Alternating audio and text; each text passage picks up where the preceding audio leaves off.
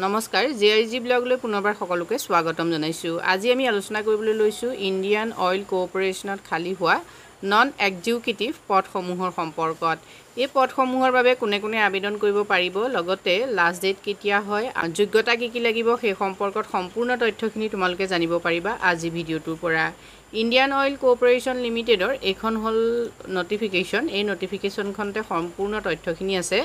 যদি তোমালোকে এই পদসমূহৰ বাবে আবেদন কৰিব বিচাৰা তেতিয়াহ'লে তোমালোকে ডেছক্ৰিপশ্যন বক্সৰ লিংকত গৈ এই নটিফিকেশ্যনখন সম্পূৰ্ণকৈ পঢ়ি ল'বা, যিহেতু ইয়াত বহুতো গাইডলাইনছ আছে, যিখিনি গাইডলাইনছ ফ'ল' কৰিহে তোমালোকে এপ্লাই কৰিব পাৰিবা। পদসমূহ নন এক্সিকিউটিভ হয়।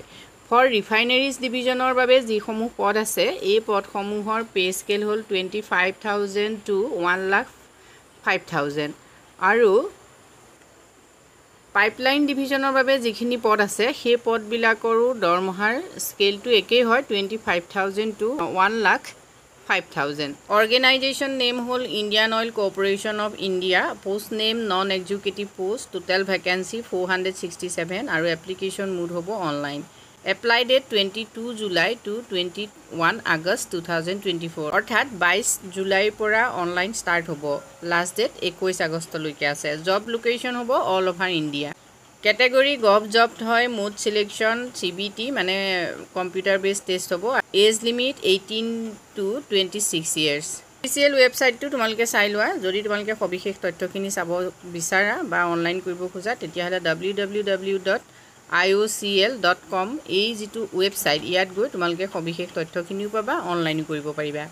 নেম অফ পোষ্ট চোৱা, জুনিয়ৰ ইঞ্জিনিয়াৰ্ছ এছিষ্টেণ্ট 4 প্ৰডাকশ্যনৰ ইয়াত আছে 198 পোষ্ট আৰু জুনিয়ৰ ইঞ্জিনিয়াৰ 33টা পদ আছে। Junior engineer 22, next junior engineer assistant 4 25 ইলেক্ট্ৰিকেলৰ আৰু মেকানিকেলৰ তেনেকৈ জুনিয়ৰ ইঞ্জিনিয়াৰৰ 50 আছে। জুনিয়ৰ ইঞ্জিনিয়াৰ ইনষ্ট্ৰুমেণ্টেশ্যনৰ আছে 25। Junior quality control analyst 21, junior engineer assistant 27। Pipeline ইউনিটছৰ বাবেও ইয়াত পদ আছে, যিহেতু ইঞ্জিনিয়াৰ এছিষ্টেণ্ট ইলেক্ট্ৰিকেলৰ ইয়াত আছে 15, ইঞ্জিনিয়াৰ এছিষ্টেণ্ট মেকানিকেলৰ 8, ইঞ্জিনিয়াৰ এছিষ্টেণ্ট 15 আৰু technical attendant 29। IOCL non executive পদসমূহৰ বাবে অনলাইনৰ লাষ্ট ডেট তোমালোকে চাই লোৱা। ডেট অফ নটিফিকেশ্যন 16 জুলাইত নটিফিকেশ্যন আহিছে। ষ্টাৰ্টিং ডেট হ'ল 22 জুলাই, অৰ্থাৎ অহা কাইলৈৰ পৰা অনলাইন ষ্টাৰ্ট হ'ব আৰু লাষ্ট ডেট হ'ল 21 আগষ্ট 2024। এপ্লিকেশ্যন ফিজটো চোৱা, for OBC and EWS and জেনেৰেলৰ বাবে 300, ফৰ SC ST PWDৰ বাবে ফিজ নাই আৰু ফিজ পে'মেণ্ট মোড হ'ল অনলাইন। মিনিমাম এজ হ'ব লাগিব 18 years আৰু maximum age 26 years। Age relaxation থাকিব ৰিজাৰ্ভেশ্যন কেটেগৰী অনুসৰি। IOCL নন এক্সিকিউটিভ পদসমূহৰ বাবে কোৱালিফিকেশ্যন সম্পৰ্কত সকলো পদৰ বাবে কোৱালিফিকেশ্যন বেলেগ বেলেগ হয়, কিন্তু 10 পাছ হ'বই লাগিব। 10 পাছ হোৱাৰ লগতে diploma in engineering or ITI certificate থাকিব লাগিব। এতিয়া পদ অনুসৰি কেনেকুৱা ধৰণৰ কোৱালিফিকেশ্যন লাগিব সেই সম্পৰ্কত নটিফিকেশ্যনখনত সবিশেষ তথ্যখিনি দিয়া আছে।